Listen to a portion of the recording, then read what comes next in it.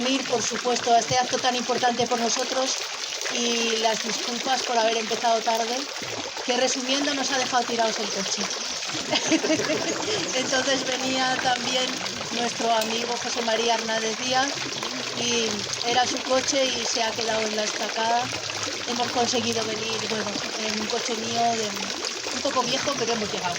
Así que perdón por estas incidencias. Entonces, bueno, pues es una pena, pero vamos a empezar el acto sin José María. Aquí tenemos a mi derecha a Tomás Olleros Izar, que creo que le conocéis todos, que, bueno, tú te dedicas a la industria farmacéutica, ¿no? Farmasierra, que me imagino que le has puesto el nombre por aquí, nuestra tierra natal, lo cual es muy de agradecer. Bueno, Tomás es nuestro mecenas, gracias a él hemos conseguido reeditar, bueno, no es una reedición, es una reimpresión de esta obra tan magnífica que es La historia de Béjar, el volumen 1. A mi izquierda tengo a José Luis Martín, que es catedrático de Historia Medieval y es uno de los autores que han intervenido en el libro. José María era uno de los coordinadores, pero bueno, trataremos de suplir su falta. Entonces, pues, sin más dilación, os paso la palabra. Tomás, por ejemplo. Buenas tardes, es un placer estar aquí en mi tierra. Yo nací aquí, de familias bejaranas, de padre y madre, y me causan muchísima emoción. ¿Por qué? Pues porque aquí he estado de niño, hemos estado en las barcas aquí en el estanque, hemos disfrutado del jardín renacentista, que entonces tenía trampas, muchos chorritos, te acercabas y te enseñaban, los olivas te enseñaban pues una figurita muy mona y accionaban el grifo y te calaban. Bueno, estos fueron, digamos, los recuerdos que me traen principalmente esto. No sé si Pepa quieres primero que hable yo de... Bueno, pues lo primero quiero decir que el libro de la historia de Béjar es muy importante.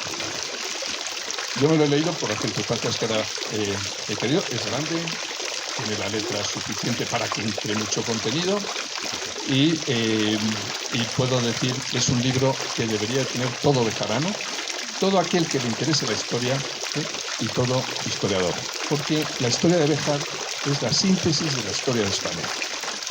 Tenemos prehistoria, tenemos los árabes, la judería de Béjar tan importante, la cultura cristiana y por supuesto pasaremos, es inevitable, por la industria textil. Bueno, pues este libro es la consecuencia de una historia que contaré más en detalle. Es una historia en la que se han sumado una serie de circunstancias que nos permiten hoy estar aquí. Que nos permiten estar aquí y que ese estanque esté lleno de agua. Como decía, para mí el libro primero me ha edificado en todo aquello que había visto desde niño, pero que yo no entendía ni sabía lo que había detrás, ni de la iglesia de San Salvador, ni el Palacio Ducal. El bosque pues era un sitio muy divertido, muy bonito para estar, pero el libro lo que me ha permitido es entrar en la historia de mi ciudad. Y ese libro explica perfectamente toda la historia, como decía, ya desde la prehistoria. Muchos han intentado buscar de dónde viene Béjar, cuáles fueron los primeros pobres. Hay que decir que Béjar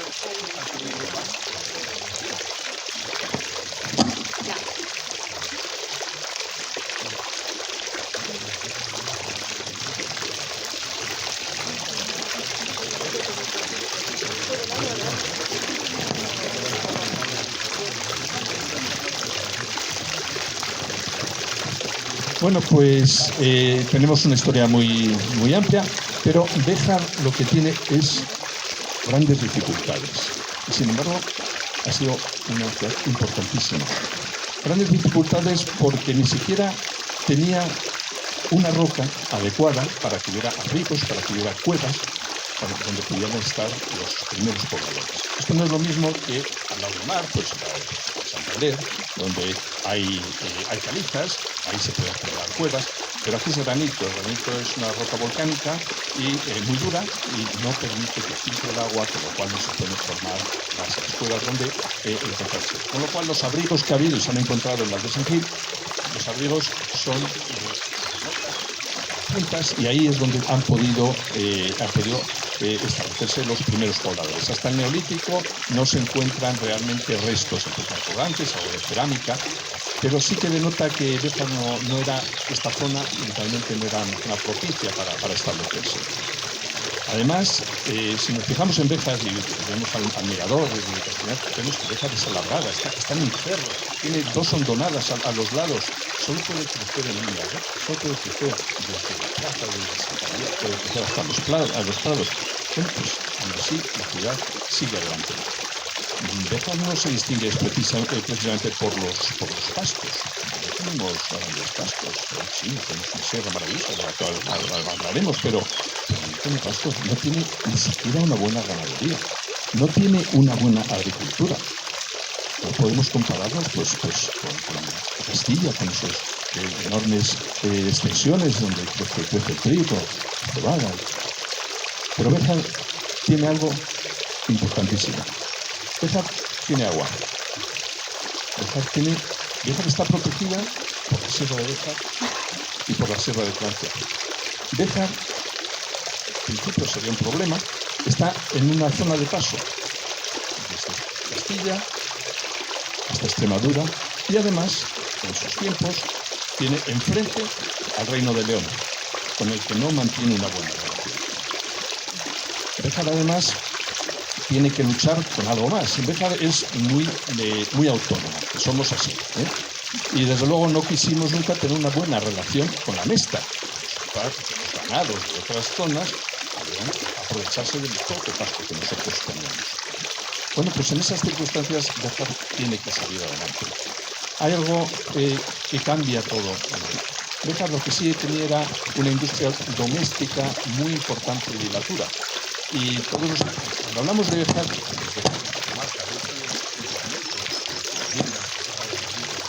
Béjar, en los documentos habla de la tierra de Béjar. Claro, Béjar es Candelario, Béjar es Fuentes, es Santurín,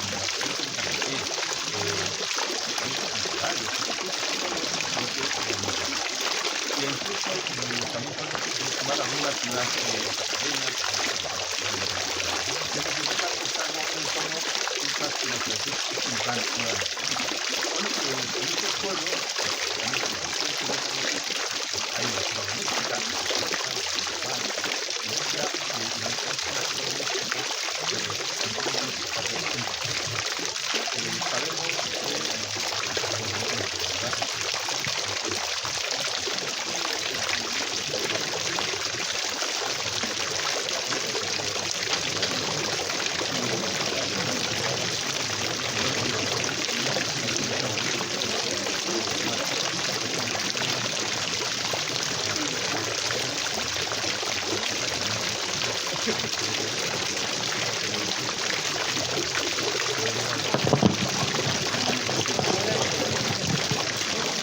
Bueno, mil perdones, son los problemas del directo. Sí.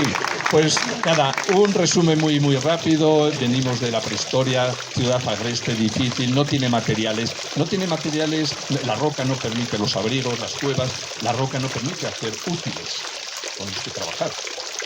No tenemos pastos, la ganadería es poca, es una zona de montaña, pero como digo, tiene agua. Tiene agua y estamos bien protegidos, la Sierra de Béjar y al fondo la Sierra de Francia. Decía que en los pueblos alrededor de Béjar, de la tierra de Béjar, había una hilatura doméstica y se da una circunstancia histórica en la que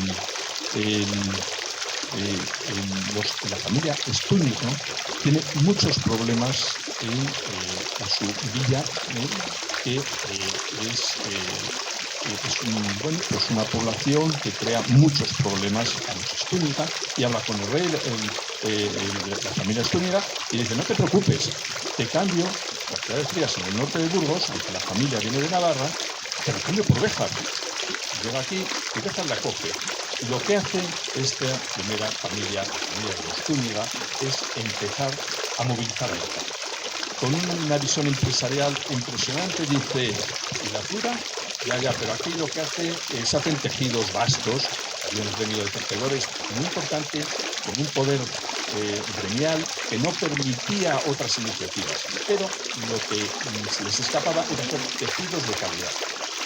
Lo que hace entonces el duque de Béjar, entonces, es coger y dice, pues, no sabemos hacer tejidos de calidad, traigamos aquí a familias de Flandes. Se traen a 42 familias de Flandes que saben utilizar, que saben hacer el tejido. Se crea el tinte ducal, empiezan a hacer los tintes y ahí empieza la industria manufacturera textil. Sí es cierto que el duque también tiene sus compensaciones por cualquier transacción económica, normalmente por la compraventa, pero también se arroga el derecho sobre cualquier transacción de fabricación. Bueno, eso crea algunos problemas, también intenta mantener un monopolio sobre el tinte, pero es inevitable. Empiezan a aparecer muchas más industrias y con eso Béjar da un salto importantísimo. Béjar se codea en España con Igualada, con Sabadell más tarde, con Tarrasa, con Alcoy, y estamos a la cabeza de la industria textil.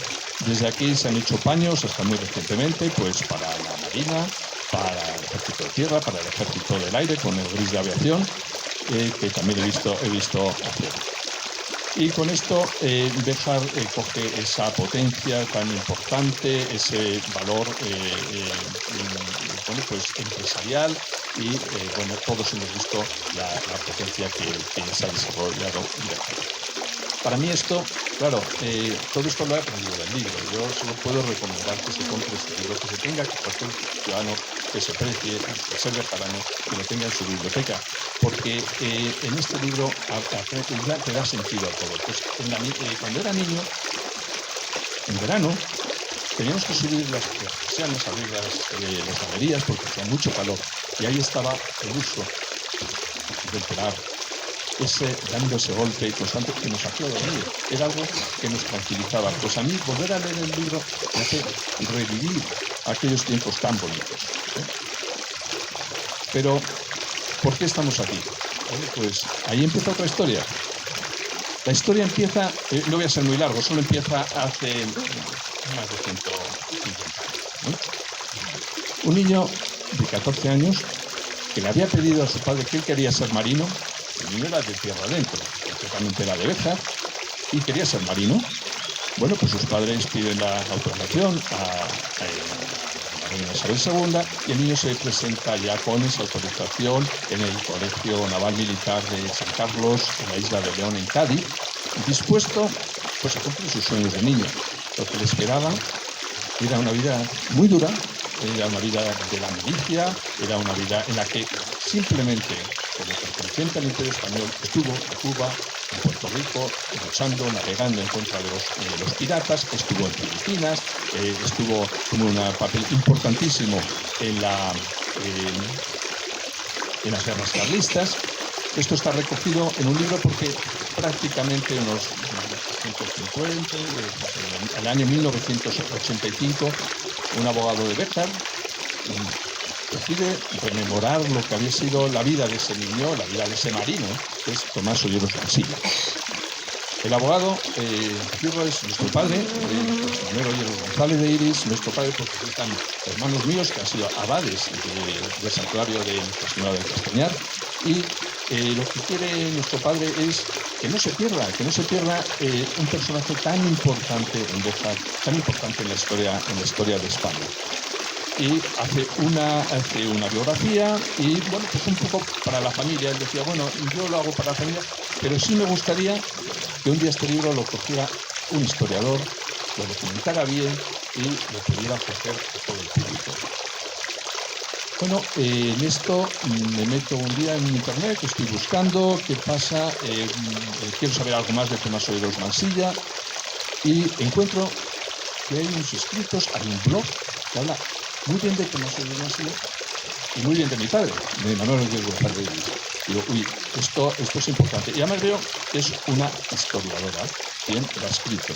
Bueno, esa historiadora está hoy con nosotros, es Carmen Cascón Muñoz. Y Carmen, Carmen es, no voy a decir la culpable, pero sí la responsable de que estemos aquí. Carmen, enhorabuena. Bueno, pues un aplauso. Porque a partir de ahí, Carmen, se empieza a gestar ya esta historia tan bonita. Bueno, aquí en esta historia juega un papel tremendo la geografía. Un día, una tarde también de verano, pues me presentan a un amigo entrañable que tenemos en Cantabria, me presenta a su hija y a su yerno, están aquí. Y bueno, pues Javier Suárez de Vega. Javier es jurista de la Junta de Castilla y León y, curioso, historiador consumado. Yo, Javier, yo tenía un antepasado, bueno, solo le di el nombre, comenté un poquito, en alguna pincelada, era una tarde, al día siguiente ya sabía más de Tomás sobre una silla de lo que yo podía saber jamás. Y de ahí empezamos a hablar y un buen día Álvaro Muñoz, que también está hoy aquí con nosotros, me llama, no te acuerdas, tú no lo sabes, Álvaro, pero yo estaba montando en bici por Cantabria y digo, como me ve a mi mujer con el móvil, montando en bici, y después de algún otro accidente, pues se me hubiera acabado el verano, yo creo.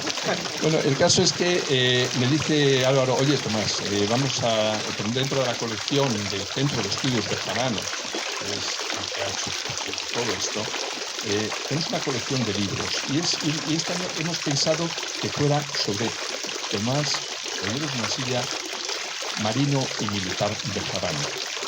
Bueno, yo le dije inmediatamente, llamo a Valladolid, Javier, ¿qué pasa esto? Que me han dicho que se va a hacer un libro, que tengo que hacer el prólogo, que yo no sé estas cosas, yo me dedico a otros temas. Y dice, eso está fenomenal, menudo lío.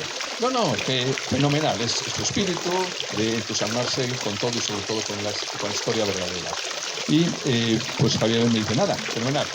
Hablo con Carmen, yo hago la introducción histórica, tú haces el prólogo y lanzamos otra vez el libro tal cual lo escribió nuestro padre.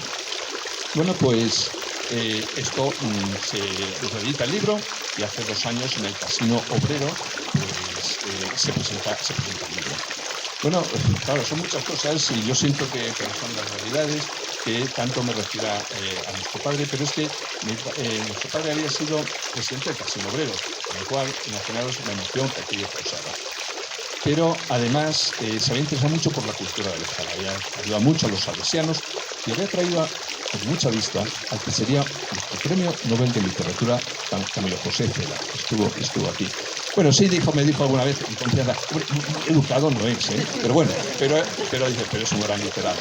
Y eso es lo que contaba. Bueno, pues nada, se hace el libro y tal, y no sé qué.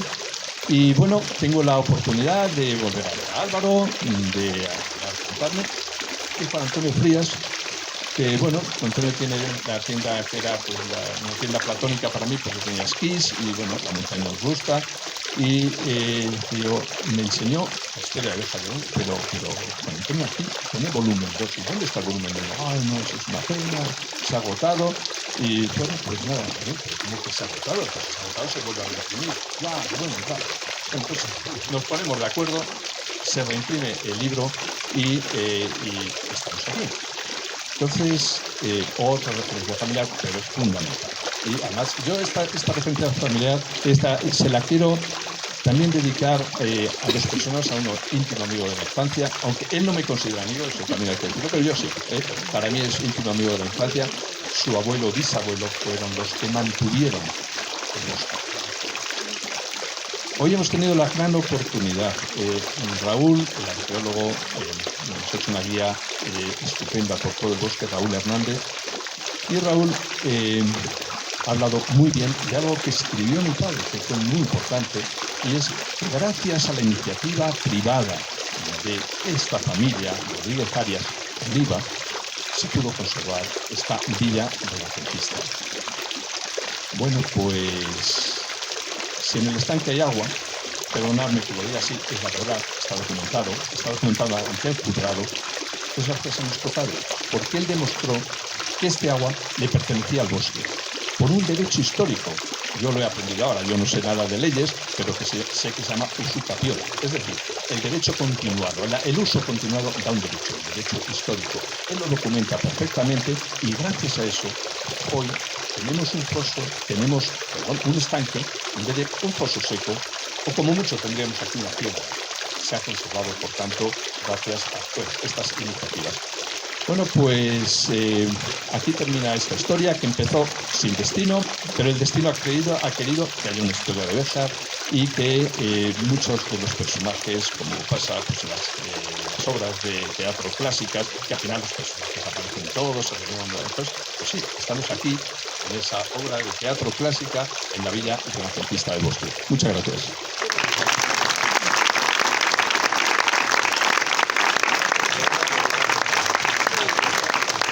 Gracias, Tomás, bueno, por todo, por supuesto, ya resumiendo. Y bueno, el acto este es que yo antes traía todavía la cabeza caliente. Yo le voy a pasar la palabra ahora a José Luis Martín y después pues nos va a deleitar con un breve concierto de guitarra nuestro paisano Antonio Nieto. Entonces, bueno, José Luis Martín es, aparte de catedrático de Historia Medieval de la Universidad de Salamanca, es uno de los autores que han intervenido en la historia, en el volumen 1 de la historia de Béjar. Entonces le voy a pasar la palabra a él.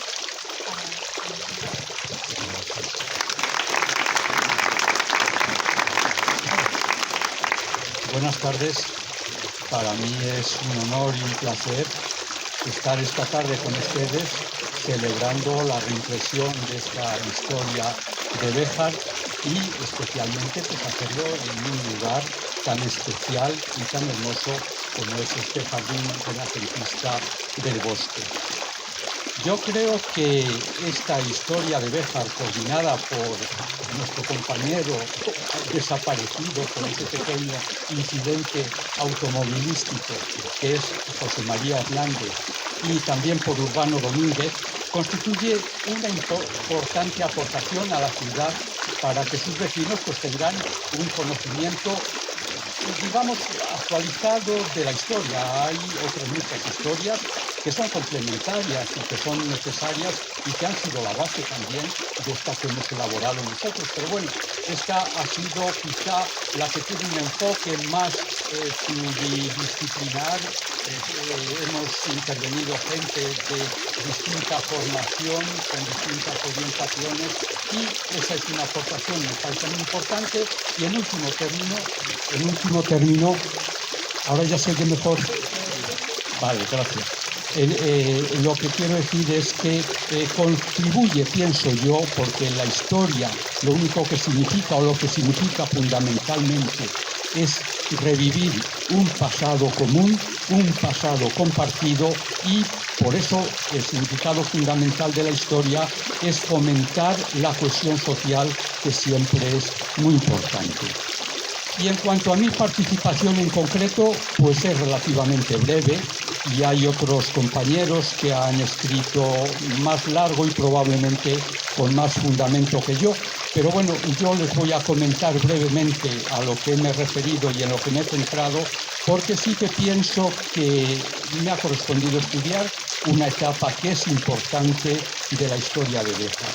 Una etapa en la que viene a resurgir Béjar desde un pasado muy mal conocido, porque apenas hay documentación, apenas hay testimonios, y los testimonios que existen pues son muy elementales, y yo lo tomo a partir de la segunda mitad del siglo XII, cuando se han alejado ya los musulmanes.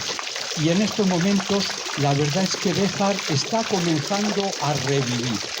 Béjar entonces, y lo siento decir, pero no era más que un pequeño pueblo, no era más que una pequeña aldea y además perdida en el inmenso término que entonces controlaba la ciudad de Ávila. Ese primer momento es importante porque ya entonces, como se han alejado los musulmanes, se empieza a advertir que Ávila queda muy lejos, todos ustedes saben que está a más de 100 kilómetros y con los medios de comunicación de la época pues era muy difícil controlar este territorio y especialmente lo que más interesaba es asegurarlo en el momento en que se podía producir una incursión de los musulmanes o de los otros cristianos de Alao, que éramos los leoneses, porque yo soy de Salamanca, ¿no? Y eran reinos diferentes, y entonces era también un peligro desde ese punto de vista. Esto lo advirtieron los reyes inmediatamente, y Alfonso VIII funda entonces la ciudad de Plasencia, y esa fundación le sirve para reordenar de alguna manera, para articular de una manera un poco diferente este territorio. Y entonces asigna los términos que luego van a corresponder a Béjar, que en ese momento eran muy imprecisos, los asigna a la nueva ciudad, que es Plasencia. Tenemos muy poca información de esos años, tenemos muy poca información de esas fechas, pero sí la suficiente para asegurar que existieron fricciones, existieron enfrentamientos entre ambas ciudades, entre Ávila y Plasencia, por el control de esta tierra de Béjar, lo que quiere decir que ya ellos eran conscientes de la importancia que tenían estos territorios. Y luego hay un paso más, y es un paso muy importante. Este paso se da a partir del año 1210, y hay muchos elementos que intervienen, hay muchos motivos que lo hacen especial. El primero de ellos es que, pues los musulmanes cada vez están más lejos. Ha sucedido ya la batalla de las Navas de Tolosa, o sea que nos acordamos del año 1212.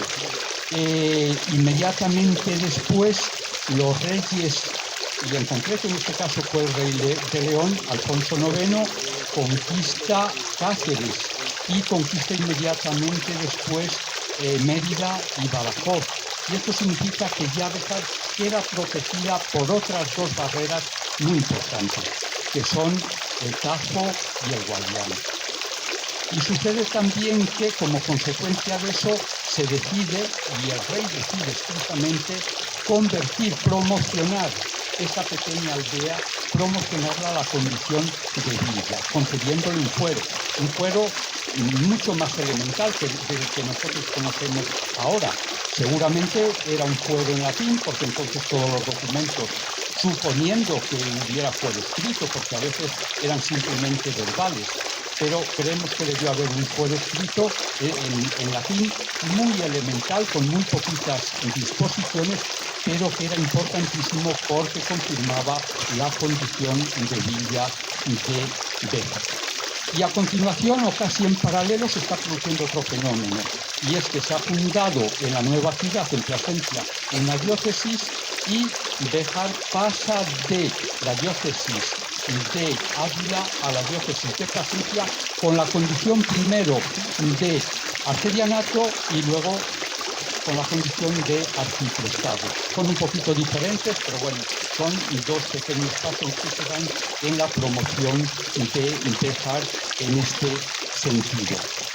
Y entonces se produce un fenómeno que yo considero importante, que es lo que de alguna manera lo ha referido nuestro mecenas de la obra, porque es cuando se produce la transformación en comunidad de villa y tierra. Y eso significa que Béjar conoce una primera etapa de éxito muchísimo antes de lo que nosotros nos imaginábamos, precisamente porque controla un término que era muy amplio porque se extendía al sur de Castilla entonces y al norte de la actual Extremadura, incorporando los términos de Baños o también de Herbás, incluso también unos pueblecitos del suroeste de la actual provincia de Ávila, Luciana, Buena, etc. Pero no era solo eso, es que los bejaranos ya con esa autoridad que les da el fuero han conseguido firmar acuerdos de comunidad de pastos con otra serie de consejos. Y entre esos consejos, el más importante, evidentemente, para Béjar era el Consejo de Plasencia. Y esta comunidad de pastos de Plasencia permitía que los rebaños de aquellos ganaderos bejaranos pudieran invernar en Extremadura hasta el mismísimo Tajo. Podían llegar, incluso en algunos casos, superar el mismísimo Tajo. Esto, evidentemente, era una transformación importantísima desde el punto de vista económico, que es mucho, pero no era lo único, porque la condición de villa y tierra, o de cabeza de villa y tierra, que es lo que correspondía a Béjar, significaba también que se había convertido en un centro administrativo y que se había convertido también en un centro jurisdiccional, de manera que el ejercicio de la justicia estaba centralizado en Béjar. Y a través de este fuero ya que ha llegado a nosotros, no sabemos desde qué momento muy bien, para unos autores desde 1250, para otros desde aproximadamente 1290, ahí tienen sus pleitos, historiadores, paleógrafos, etcétera, y todavía es pronto para decidir por cuál nos inclinaríamos, pero lo cierto es que este magnífico código, que tiene más de 1000 artículos, regulaba la convivencia de una manera extraordinariamente detallada y precisaba los derechos y las obligaciones de la mayor parte de los vecinos, prácticamente de todos los vecinos y moradores de la ciudad. Bien, no quiero que esto se convierta en una clase, que no derive en una simple clase. Yo lo que quisiera, para finalizar, es llamar la atención porque estos momentos, en realidad lo que se está produciendo son algunas de las características que se dieron entonces, pero que han continuado hasta la actualidad. Ese sentido de Béjar como centro de una amplia comarca, ese sentido también de Béjar como un pequeño centro desde el punto de vista eclesiástico, y lo que es más importante también, y de lo que debemos responsabilizarnos mucho, y es que son los bejaranos, y yo no lo soy de Salamanca, pero es igual, de alguna manera también me afecta, y me afecta por supuesto, son los que han recibido un muy rico patrimonio desde muchos puntos de vista, un patrimonio artístico, un patrimonio histórico, un patrimonio documental. Los restos de esta muralla, los restos o una parte importante de aquellas primitivas iglesias de Santiago, de Santa María, etcétera. El propio fuero, afortunadamente recientemente restaurado, una colección de documentos, muchos de ellos originales, elaborados en las cancillerías de los reyes más importantes de la época, en la cancillería de Fernando III el Santo, de Alfonso X el Sabio o de la reina Doña Violante.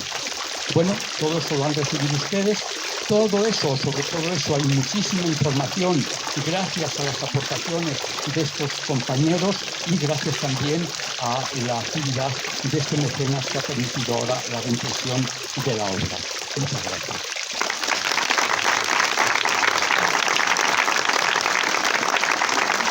Muchas gracias, José Luis, por esta información tan interesante y por haber aceptado venir también, haber respondido a nuestra invitación. Bueno, supongo que todos lo sabéis más o menos, el Centro de Estudios Bejaranos es una entidad cultural sin ánimo de lucro y todo esto que nació hace ahora 31 años ya, en el seno del Ayuntamiento de Béjar. Por ahí andaba el entonces concejal de Cultura, Cipriano, y da fe, ¿no? Más que yo no estaba en aquella época. Entonces, bueno, pues el año pasado cumplimos 30 años, lo cual es un hito, y además cumplimos otro de nuestros sueños, que es pertenecer a la CECEL, la Confederación Española de Centros de Estudios Locales, que depende del CSIC. Y ya junto con la reimpresión de la historia, pues yo creo que se han cumplido muchos sueños y se han cumplido los objetivos principales de hace 31 años que se plantearon nuestros compañeros, nuestros precedentes en la asociación. Entonces ellos tenían un objetivo principal que era conseguir una historia de Béjar que no existía como tal. Había distintos escritos, había trabajos hechos, pero no algo de este nivel, de reunir a una serie de especialistas a tratar distintos aspectos. Entonces la lucha ha sido bastante larga, entre otras cosas por problemas económicos, porque la verdad que el CEP ha atravesado a lo largo de su historia una serie de dificultades económicas, dificultades de todo tipo en cuanto a la historia. No se prepara fácilmente un volumen de este estilo, hay que conseguir colaboradores, coordinar los trabajos, darles plazos de presentación, en fin, una serie de problemas. Y al final, pues todo ello se logró este primer volumen en 2012, hacia ahora 11 años. Luego el segundo ya pues solamente tardó un año, el segundo se consiguió con la aportación económica de la Diputación Provincial de Salamanca. Entonces este, como nos ha informado Tomás, pues se agotó pronto. Y bueno, pues ha habido mucha gente que lo ha preguntado insistentemente y no habría una reedición y tal, claro, pero ya sabes cuál es el problema para que hubiera una reedición. Entonces, bueno, pues el problema felizmente se ha solucionado. Ya digo, no es una reedición, es una reimpresión. Se han corregido cosas muy pequeñas, erratas, por ejemplo, que no alteraban a la maquetación. Y bueno, hay un prólogo de Tomás y una presentación de quien esto está diciendo.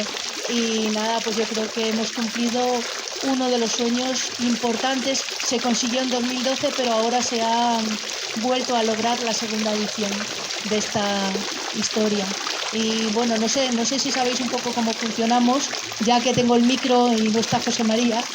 Pues el Centro de Estudios Bejaranos es como si dijéramos muy llanamente una Real Academia en pequeñito. O sea, tenemos discursos de ingreso para ingresar como miembro numerario. La persona propuesta para ingresar la proponen, valga la redundancia, un grupo de miembros. Entonces, bueno, se estudia su currículum, se acepta o no acepta. Generalmente yo creo, no sé si alguna vez nos ha aceptado a ella, no lo sé. Y después pues está obligada en un plazo de 2 años a presentar y defender su discurso de ingreso, que es un trabajo de investigación de cualquiera de las ramas que hay de investigación relacionado con nuestra tierra, Béjar y su tierra antigua, ¿no? Y bueno, pues a partir de entonces se pasa a ser miembro numerario y ya está, a integrar esta estupenda corporación de la cual, vamos, me siento muy orgullosa ahora mismo de ser la presidenta en estos momentos. En el momento que nació el primer volumen, el presidente era José María Hernández Díaz. En el segundo había cambiado ya, el presidente era Urbano Domínguez Garrido. Y bueno, pues yo creo que nada más. Ahora tenemos una actividad muy interesante. Bueno, desde mi punto de vista ya sabéis que soy musicóloga, entonces ¿qué voy a decir yo? Y es un concierto de guitarra de un paisano nuestro que se llama Antonio Nieto. Es titulado superior de guitarra. El título superior de Conservatorio Superior de Guitarra es ya muy importante, o sea, solo con tener eso ya está asegurada la calidad. Además es un hombre versátil que lo mismo hace repertorio clásico que jazz, que otra clase de repertorio. Entonces, pues no sé dónde está. Pues bueno, él yo creo que va a ir explicando también las piezas que va a interpretar. Y bueno, pues muchas gracias por haber aceptado estar aquí.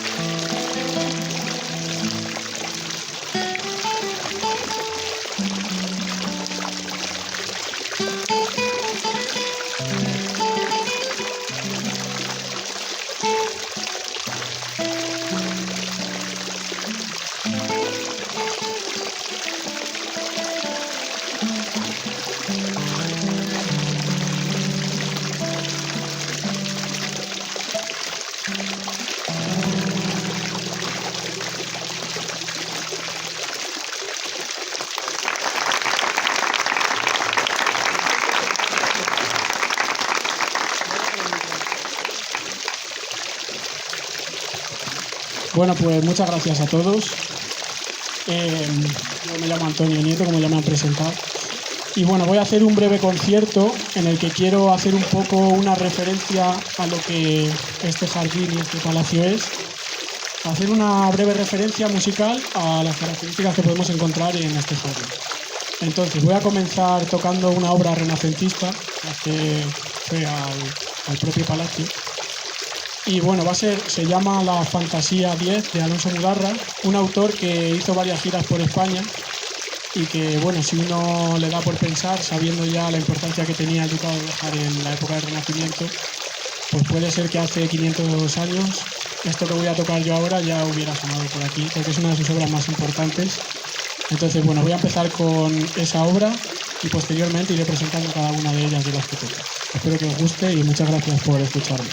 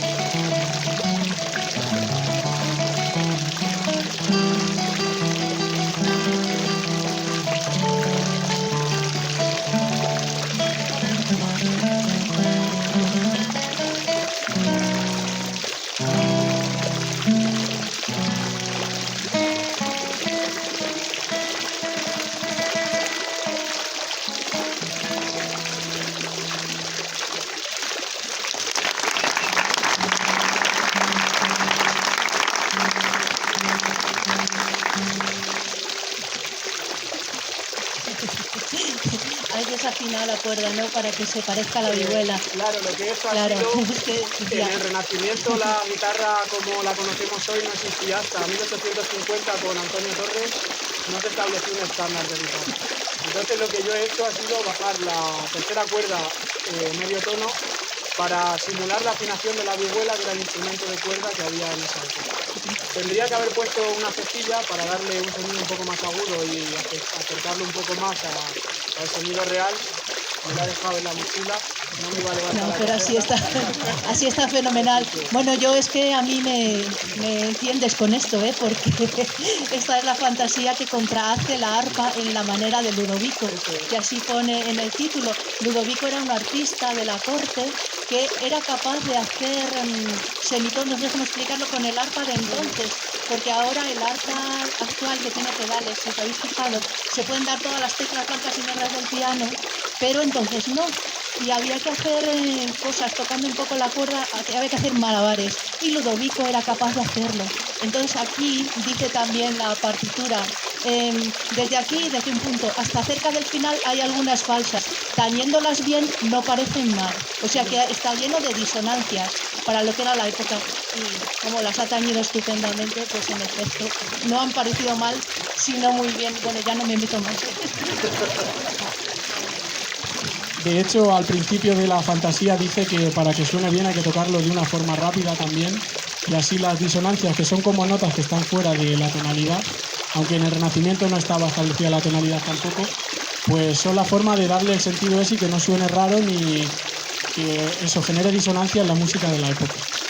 La siguiente obra que voy a tocar pertenece al repertorio romántico ya. Me voy a saltar el barroco, porque es un periodo en el que la guitarra en sí pierde bastante importancia, ya que se queda todo el papel fundamental de la música solista, se escribe principalmente para laúd. Hay numerosas obras de laúd, pues desde el Renacimiento ya con John Dowland, pero luego ya en el barroco pues tenemos a Leopold Weiss o incluso Johann Sebastian Bach también compuso obras para laúd. Y la guitarra quedó más relegada al acompañamiento. Es una época en la que las arias tienen mucha importancia con los castrati, Farinelli y demás, y la guitarra era un instrumento que servía muy bien para apoyar en los ensayos a este tipo de compositores. Entonces voy a pasar al romanticismo. Tendríamos que hablar antes también del clasicismo, pero bueno, paso a una época un poco negra para la guitarra, por así decirlo, porque coincide justo con el momento en el que eclosiona el pianoforte, tal como lo conocemos ahora. Hasta entonces la guitarra había sido un instrumento que muchos compositores le habían dedicado parte de su producción, y en este momento se convierte en un instrumento algo débil. Se empiezan a desarrollar salas de concierto público en el que ya tenía acceso todo el mundo, con la burguesía y demás, y la guitarra es un instrumento que no aporta las calidades sonoras, sobre todo de volumen, que tiene el piano.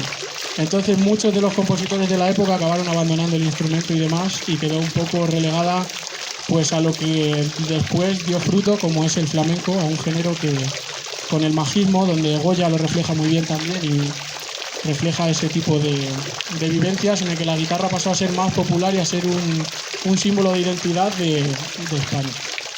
Entonces, la siguiente obra que voy a tocar ahora se llama La elegía de Johann Caspar Mehr. Es un autor vienense y, como digo, pertenece ya a la última época del romanticismo, y la guitarra ya en este caso tiene unas características muy parecidas a las que conocemos ahora, y bueno, voy a empezar con ella, espero que os guste.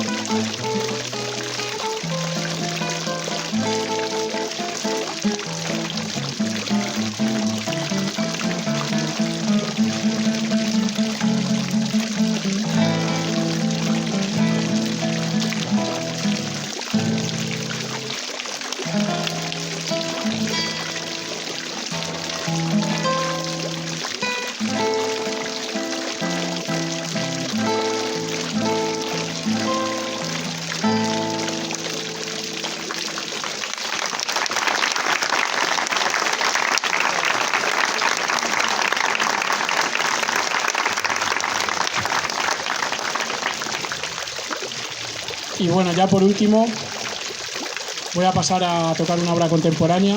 Se compuso en el 1960, creo, si no recuerdo mal. Es del compositor Joaquín Rodrigo, que le conoceréis todos por el concierto de Aranjuez, me imagino. Y bueno, es una obra que se llama Invocación y Danza.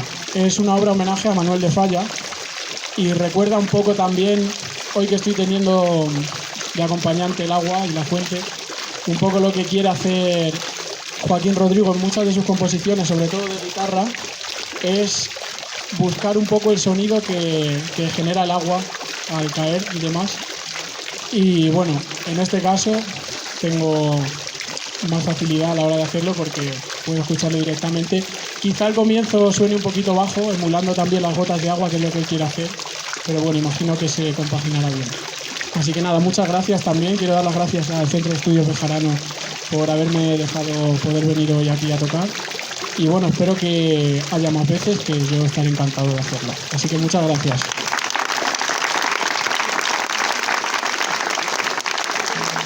Gracias a ti, porque yo estoy segura de que los duques de la época tenían un conjunto de músicos y es muy posible que estuvieran aquí con alguien que en vez de la guitarra pues tocaría la vihuela o... Así que gracias, Antonio.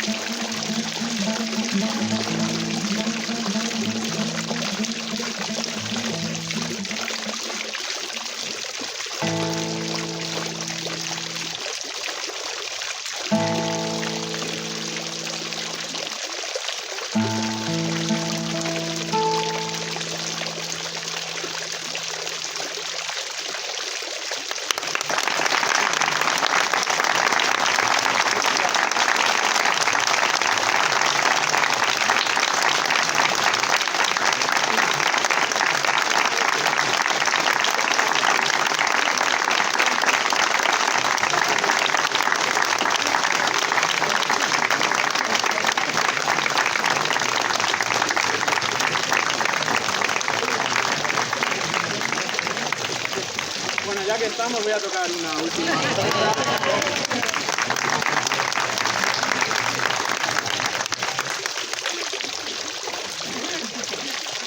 Voy a tocar, bueno, cojo el micro. Va a ser una obra muy cortita lo que voy a tocar ahora. Voy a tocar uno de los castillos de España de Federico Moreno Torroba, que es otro compositor también del siglo XX, que dedicó parte de su producción a la guitarra y principalmente se la dedicaba a Andrés Segovia, que fue uno de los guitarristas que más repertorio recolectó de grandes compositores que no eran guitarristas. Entonces voy a tocar el castillo de Torija. Tiene varios castillos, no tiene todos. Y bueno, tiene pues entre otros el de Montemayor, por ejemplo, también está. Y bueno, voy a tocar eso. Vuelvo a dar las gracias al Centro de Estudios Bejarano por haberme brindado la oportunidad de poder estar aquí en este sitio tan maravilloso. Y a todos vosotros por escucharme y por prestarme atención. Así que muchas gracias.